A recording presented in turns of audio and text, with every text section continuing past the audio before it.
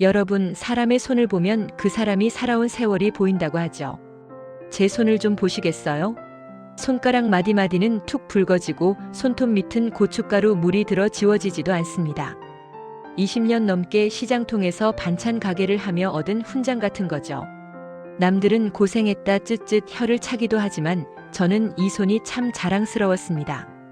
이 투박한 손으로 세상에서 가장 귀한 보석 하나를 빚어냈거든요. 바로 제 아들 정우입니다. 새벽 4시. 남들이 가장 깊은 잠에 빠졌을 때 제 하루는 시작됩니다. 경기도 변두리에서 서울 가락시장까지 찬바람을 뚫고 달려가죠. 싱싱한 배추를 고르고 알이 굵은 마늘을 한 자루 짊어질 때면 어깨가 빠질 듯 아픕니다. 하지만 하나도 힘들지 않았어요.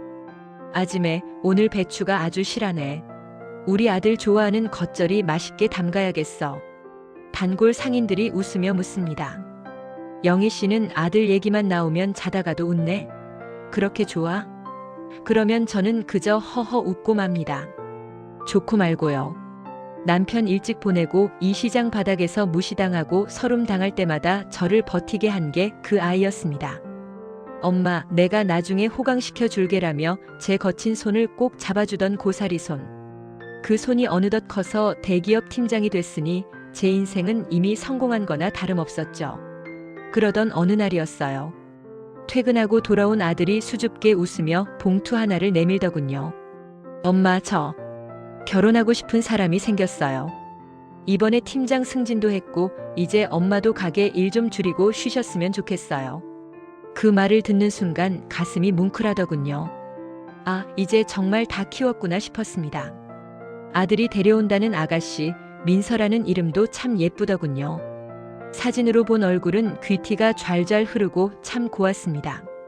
강남에서 귀하게 자란 외동딸이라더군요. 솔직히 걱정도 됐습니다. 우리 같은 서민 집안이 그쪽 눈에 찰까 싶어서요. 그래도 우리 아들이 워낙 출중하니 사람만 보고 좋아해주겠지 믿었습니다. 그게 제 착각의 시작인 줄도 모르고 말입니다. 상견례 날짜를 잡기도 전이었습니다. 정우를 통해 연락이 왔어요. 사돈댁에서 장소를 이미 정해두었다고요. 강남에서도 입구부터 주눅이 든다는 최고급 한정식 집이었습니다. 1인당 식사비가 제 가게 사흘치 매출과 맞먹는 곳이었죠. 엄마 민선의 부모님이 격식 있는 자리를 중요하게 생각하셔서요. 좀 비싸긴 한데 제가 다 계산할 거니까 걱정하지 말고 오세요.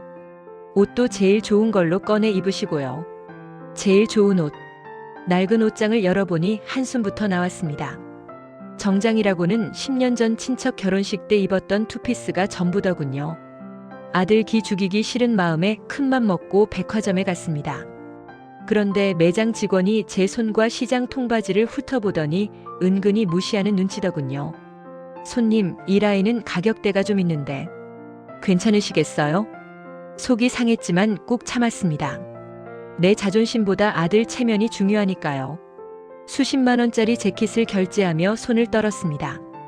그래도 거울 속에 비친 제 모습이 제법 그럴듯해 보여서 다행이다 싶었습니다.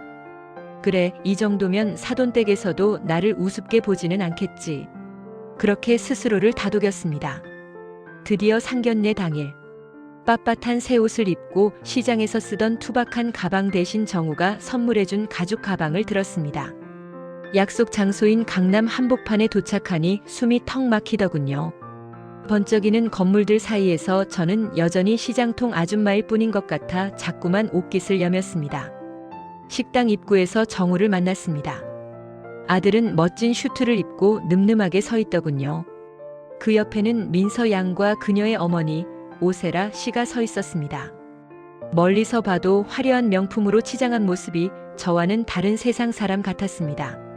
저는 반가운 마음에 한달음에 달려가 인사를 건넸습니다. 아유, 안녕하세요. 정우 엄마입니다. 먼 길 오시느라 고생 많으셨죠? 그런데 제 인사를 받은 오세라 씨의 반응이 이상했습니다. 그녀는 제 손을 잡기는커녕 제 발끝부터 머리끝까지 천천히 훑어보더군요. 그러더니 코를 살짝 찡긋하며 손부채질을 했습니다. 어머, 안녕하세요. 그런데 어디서 자꾸 비린내가 나는 것 같지 않나요? 민서야, 여기 환기가 잘 안 되나 보다. 상견례 장소가 너무 서민적이었나? 그 순간 제 심장이 덜컥 내려앉았습니다. 비린내라니요. 오늘 새벽에도 아들 상견례 간다고 몇 번을 씻고 새 옷을 꺼내 입었는데 제 몸에 밴 시장 냄새, 20년 세월의 흔적이 그 화려한 옷으로는 가려지지 않았던 걸까요? 아들의 얼굴이 순식간에 굳어지는 게 보였습니다. 여러분, 살면서 가장 긴 시간처럼 느껴지는 순간이 언제였나요? 저는 그날 강남의 그 화려한 한정식집 소파에 앉아있던 일시간이 제 인생 전체보다 길게 느껴졌습니다. 겉으로는 은은한 가야금 소리가 흐르고 값비싼 요리가 줄지어 나왔지만 제게는 그곳이 가시방석이나 다름없었죠. 상대는 사람을 앞에 두고도 마치 시장 바닥에 물건 감정하듯 저를 훑어내렸거든요. 상견례 자리에 마주 앉은 안사돈 오세라. 그녀의 목에는 주먹만 한 진주가 걸려 있었고 손목에는 집 한 채 값이라는 시계가 반짝였습니다. 반면 제 손은 어땠을까요? 백화점에서 새로 산 자켓 소매 아래로 툭 붉어진 손마디와 거친 피부가 자꾸만 도드라져 보였습니다. 제가 수저를 들 때마다 그녀의 시선은 제 손끝을 따라다니며 노골적인 불쾌감을 드러냈습니다. 어머, 사돈댁. 손이 참 고생을 많이 하셨나 봐요. 우리 민서는 손톱 하나 상할까봐 설거지 한 번 안 시키고 키웠는데 정우 군은 참 효자겠어요. 이런 어머니 밑에서 자랐으니. 말은 칭찬 같았지만 그 속엔 가시가 돋쳐 있었습니다. 당신같이 천한 손을 가진 여자 밑에서 우리 딸이 고생하면 어쩌나 하는 경멸이었죠. 정우는 옆에서 제 눈치를 보며 어색하게 웃었지만 저는 그저 숟가락만 꽉 쥐었습니다. 내 자식이 사랑하는 여자의 엄마니까 한마디만 참자. 10번만 참자. 그렇게 속으로 삼켰습니다. 분위기가 무르익기도 전에 오세라 씨는 가방에서 서류 한 뭉치를 꺼냈습니다. 상견례 자리에서 보기 힘든 차가운 종이 덤이었죠. 우리 집안 수준, 정우 군도 잘 알죠? 우리가 사는 아르테스 한강은 아무나 들어올 수 있는 곳이 아니에요. 시세만 60억이 넘고 입주민들 격도 남다르죠. 그래서 말인데 민서 시집 보내면서 조건이 좀 있어요. 여기 혼전 계약서랑 예단 리스트인데 사돈댁에서 감당하실 수 있을지 모르겠네요. 60억 아파트. 그 말 한마디가 상견례장을 압도했습니다. 그녀는 본인들이 사는 성벽 같은 아파트 이름을 훈장처럼 내세우며 우리 정우를 마치 그 성에 초대받은 운 좋은 평민 취급하더군요. 리스트를 훑어보던 정우의 얼굴이 하얗게 질렸습니다. 명품 가방, 외제차, 그리고 강남 수준에 맞는 거액의 예단비까지. 시장에서 나물 한 봉지 2,000원에 팔아 아들 뒷바라지한 제게는 하늘이 무너지는 숫자였습니다. 오세라 씨는 제 표정을 살피더니 비웃듯 한마디를 더 얹었습니다. 사돈댁, 혹시 노후 준비는 되어 있으신가요?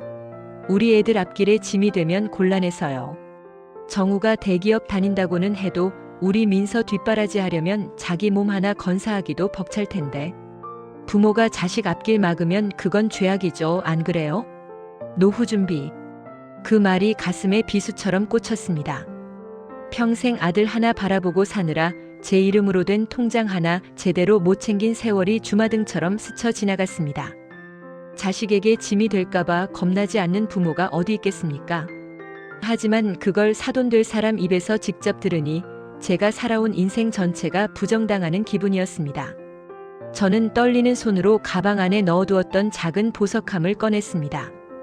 화려한 리스트에 비하면 초라해 보일지 모르지만 그것은 제가 가진 가장 귀한 것이었습니다. 사실 우리 집안 대대로 내려온, 그리고 제가 오랫동안 지켜온 비밀스러운 가보였죠. 사부인, 저는 사부인처럼 큰 돈은 없습니다. 그래도 이건 우리 집안에서 정말 귀하게 여기는 겁니다. 민서 양이 우리 식구가 되면 꼭 주고 싶어서 가져왔어요. 조심스럽게 함을 밀어놓았지만 오세라 씨는 뚜껑을 열어보지도 않았습니다. 오히려 벌레라도 본 듯 손가락으로 툭 밀어내더군요. 아유, 됐습니다. 이런 구닥다리 예물은 요즘 애들 차지 않아요. 괜히 집만 되지. 차라리 그 정성으로 현금을 더 보태세요. 우리 민서가 이런 거 받고 시댁 무시당하면 제 마음이 어떻겠어요? 툭 소리를 내며 테이블 끝으로 밀려난 보석함이 마치 제 자존심 같았습니다. 정우가 참다 못해 어머니, 하고 소리를 높였지만 저는 정우의 손을 밑에서 꽉 잡았습니다. 참아라, 참아야 내 결혼이 무탈하다. 그 생각뿐이었습니다. 하지만 제 눈시울은 이미 뜨거워지고 있었죠. 상견례가 어떻게 끝났는지 기억도 나지 않습니다.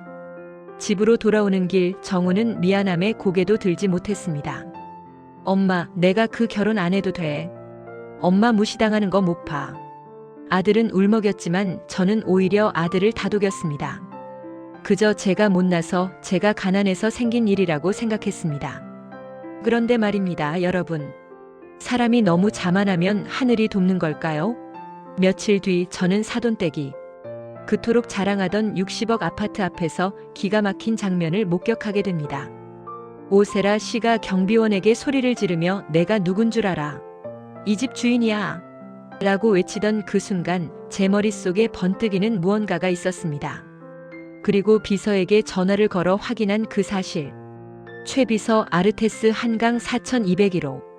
그거 누구 소유라고 했지? 수화기 너머로 들려온 답변은 제 인생을 송두리째 바꿀 만큼 충격적이었습니다. 과연 그 아파트의 진짜 주인은 누구였을까요? 그리고 강남 사모님 행세를 하던 오세라 씨의 진짜 정체는 무엇이었을까요? 여러분, 그게 시작이었습니다. 자식 가진 게 죄라고 저는 그 자리에서 죄인처럼 고개를 숙일 수밖에 없었죠. 하지만 오세라 씨의 갑질은 이제 겨우 서막에 불과했습니다. 그녀가 내뱉는 한마디 한마디가 제 가슴에 대못을 박을 줄은, 그리고 그녀가 그토록 자랑하던 그 호화로운 배경 뒤에 어떤 추악한 진실이 숨어 있을지는 저는 꿈에도 생각지 못했습니다. 과연 그 화려한 강남 사모님의 실체가 무엇인지, 그리고 시장통 반찬 가게 아줌마인 제가 어떻게 그 가짜 성벽을 무너뜨리게 되는지 궁금하지 않으신가요? 여러분, 자식 키우는 보람 하나로 버텨온 세월이 무색해지는 순간이 있습니다.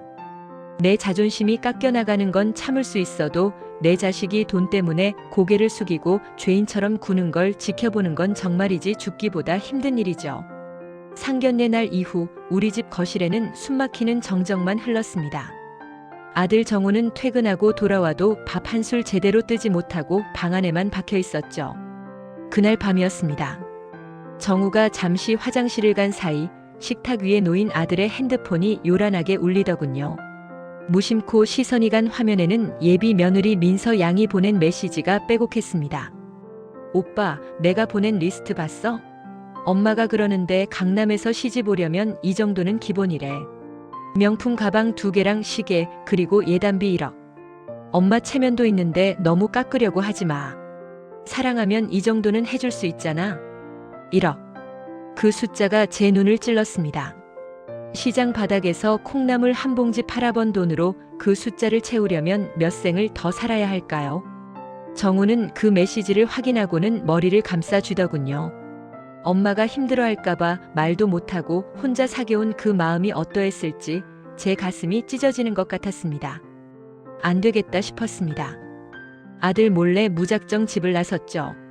그 아르테스 한강인가 하는 아파트를 직접 보고 싶었습니다. 대체 어떤 성이기에 사람을 이렇게 비참하게 만드는지 제 눈으로 확인해야 분이 풀릴 것 같았거든요. 강남 한복판, 하늘 높은 줄 모르고 솟은 그 아파트 정문에 도착했을 때였습니다. 화려한 외제차 한 대가 미끄러지듯 들어오더니 낯익은 목소리가 단지에 울려 퍼졌습니다. 아니, 경비 아저씨, 내가 몇 번을 말해요? 우리 집 배달 올 때는 입구에서 무조건 확인 전화하라고 했잖아요. 이래서 수준 안 맞는 사람들이랑은 섞이기 싫다니까. 내가 이 집 주인인 거 몰라요? 60억짜리 집에 사는 사람 대우가 이게 뭐냐고. 제 눈앞에 펼쳐진 광경은 기가 막혔습니다. 오세라 씨가 힘없는 경비원에게 삿대질하며 고함을 지르고 있었죠. 그런데 말입니다, 여러분. 그 장면을 지켜보는데 이상한 기분이 들더군요. 아르테스 한강 4201호. 그 숫자가 제 머릿속 어떤 기억을 강하게 자극했습니다. 저는 그 자리를 피해 근처 골목으로 들어갔습니다. 그리고 떨리는 손으로 전화번호부를 뒤졌죠. 아주 오래전 제가 시장에 반찬 가게를 열기 전 남편이 남겨준 유산을 기반으로 세웠던 제 인생의 또 다른 이름. HNC 그룹의 비서실장 번호를 눌렀습니다. 최 비서 나예요. 긴 말 안 할 테니까 지금 당장 확인해봐요. 강남구에 있는 아르테스 한강 아파트 4201호. 그 집 지금 누구 소유로 되어 있지? 잠시 정적이 흐르고 수화기 넘어 최 비서의 당황한 목소리가 들려왔습니다. 어머님, 아니 회장님, 갑자기 그건 왜 물으십니까? 거기는 회장님 명의로 된 우리 그룹 소유의 법인 주택 아닙니까? 지금은 어떤 부인과 그 딸이 월세 계약해서 살고 있다고 보고받았습니다만. 월세. 그 한마디에 제 입가에 차가운 미소가 번졌습니다. 60억짜리 집 주인이라며 우리 아들을 거지 취급하고 제 거친 손을 비웃던 그 여자가 사실은 제 집에 월세를 내며 사는 세입자였다니요. 그것도 계약서상 주인인 제 허락도 없이 집주인 행세를 하며 호가호위하고 있었던 겁니다. 월세라고? 그래. 집주인 행세가 아주 일품이더군. 최 비서 지금 당장 그 집 계약서랑 체납 내역 그리고 불법 전대 정황까지 싹 다 조사해서 내 앞으로 가져와요.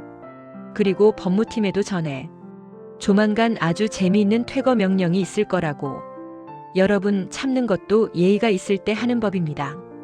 자식의 눈물을 먹고 사는 괴물들에게는 자비가 필요 없죠. 제 손에 밴 고춧가루 냄새가 비리다고 했나요? 이제 그 냄새가 얼마나 무서운지 똑똑히 보여줄 차례입니다. 저는 그 길로 백화점에 다시 갔습니다. 이번엔 아들이 사준 옷이 아니라 제가 가장 당당했던 시절에 입던 그 옷을 꺼내기 위해서였죠. 거울 속에 저는 더 이상 시장통 영희가 아니었습니다. H&C 그룹의 진짜 주인 최명희 회장이 서 있었죠. 자, 이제 상견례 2라운드를 준비해야겠네요. 1억 예단 리스트를 들고 의기양양하게 기다리고 있을 그 모녀 앞에 진짜 주인이 나타나면 어떤 표정을 지을까요? 벌써 다음 만남이 기다려집니다. 여러분, 흔히들 참는 게 미덕이라고 하죠. 하지만 그 인내가 소중한 사람을 상처 입히는 방패가 된다면 그건 미덕이 아니라 방관입니다. 저는 결심했습니다. 내 아들의 눈물을 닦아주는 방법은 오직 하나, 저들이 세운 그 가짜 성벽을 밑바닥부터 무너뜨리는 것뿐이라는 사실을요. 며칠 뒤 저는 다시 그 강남의 60억 아파트를 찾았습니다. 이번에는 손님이 아니라 이 성의 진짜 주인으로서 말입니다. 오세라 씨는 제가 1억 원의 예단을 들고 올 줄 알았는지 한껏 거드름을 피우며 문을 열어주더군요.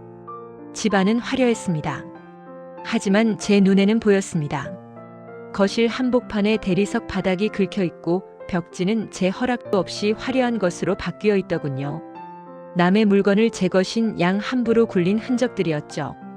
어머 사돈댁, 생각보다 일찍 오셨네. 예단 준비는 리스트대로 다 해오신 거죠? 우리 민서가 눈이 높아서 조금이라도 빠지면 서운해할 텐데. 자, 어서 앉으세요. 저는 대답 대신 거실 중앙에 우뚝 섰습니다.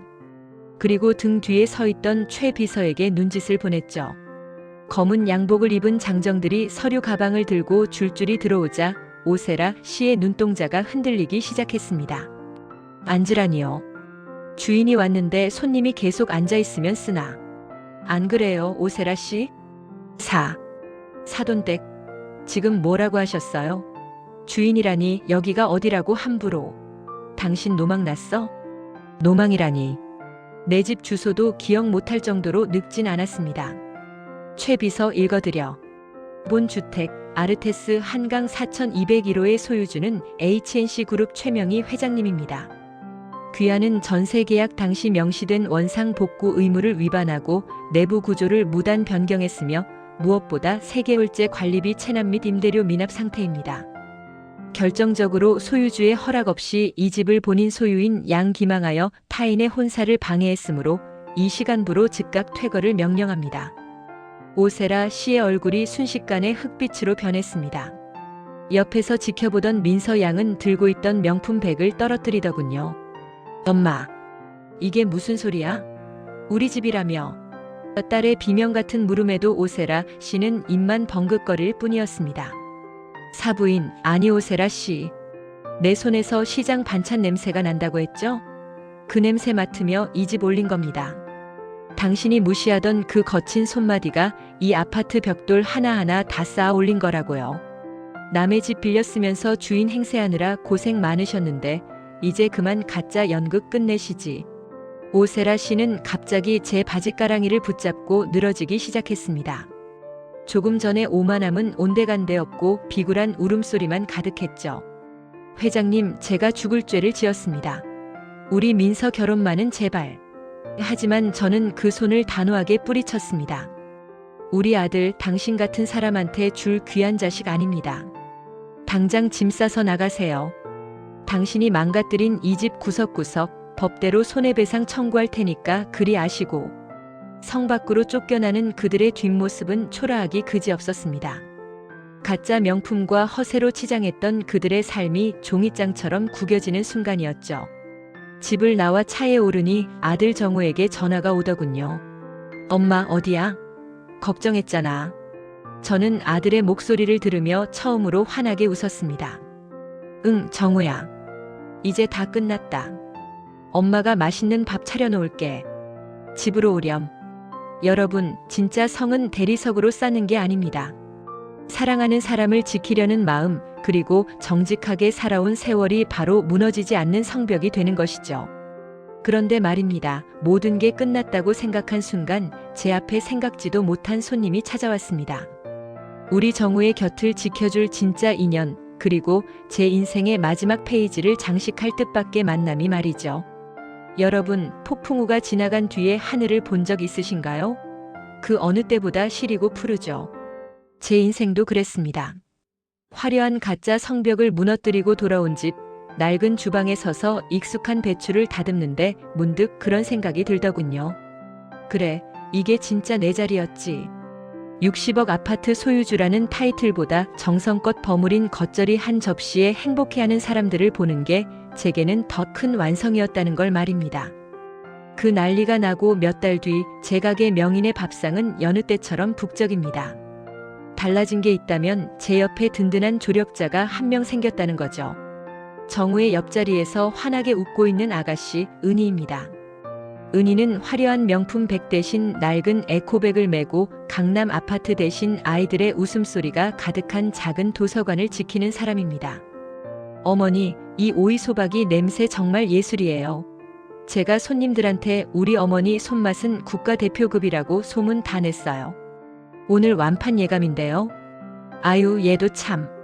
손에 고춧가루 묻는다. 저리 가서 쉬어. 예쁜 손 다 상할라. 무슨 말씀이세요, 어머니? 저는 이 손이 세상에서 제일 고결해 보여요. 가족들 먹여 살리고 아들 훌륭하게 키워낸 이 훈장 같은 손마디가 저는 제일 부러운걸요. 은희가 제 거친 손을 감싸 쥐던 그 순간 상견례장에서 입었던 마음의 상처가 눈 녹듯 사라지는 기분이었습니다. 진짜 사람의 향기라는 건 향수 냄새가 아니라 상대를 귀하게 여기는 마음에서 배어나오는 것이더군요. 반면 가짜 성벽에 살던 오세라 씨 모녀는 어떻게 되었을까요? 들리는 소문에 의하면 그동안 저지른 불법 전대와 가구 파손 보상금을 갚느라 살던 집 보증금까지 털어넣었다고 하더군요. 지금은 도시 변두리 좁은 지하방에서 서로를 탓하며 매일같이 큰 소리가 난답니다. 너 때문에 내 인생 망쳤다는 딸의 원망과 내가 널 어떻게 키웠는데라는 엄마의 통곡. 욕심으로 쌓은 성은 결국 자신들을 가두는 감옥이 되고 만 것이죠. 정우와 은희의 결혼식은 작고 소박하게 치렀습니다. 화려한 예단 리스트 대신 저는 상견례 날 무시당했던 그 작은 보석함을 은희에게 건넸습니다. 그 안에는 보석보다 귀한 제가 평생 읽어온 장류 비법과 정직하게 살라는 가문의 가르침이 담겨 있었죠. 은희는 그걸 받고 세상을 다 가진 듯 기뻐했습니다. 엄마, 이제 회장님 소리 좀 듣고 사시라니까요. 왜 자꾸 시장에 나오세요? 이놈아, 회장이 별거냐? 내 식구들 배불리 먹이고 내 사람들한테 부끄럽지 않게 사는 게 진짜 회장이지. 난 지금 이 냄새가 딱 좋다. 사람 사는 냄새 말이다. 여러분, 세상이 정해놓은 급에 주눅 들지 마세요. 겉으로 보이는 화려함은 바람 한 번에 날아가는 허상일 뿐입니다. 투박한 내 손을 사랑하고 내 곁에 소중한 사람과 따뜻한 밥 한 끼 나눌 수 있다면 당신은 이미 세상에서 가장 큰 부자입니다. 제 이야기가 여러분의 고단한 하루에 작은 위로와 희망이 되었기를 바랍니다. 시청해주신 여러분 고맙습니다. 그리고 오늘도 당신의 그 귀한 손, 참 고생 많으셨습니다.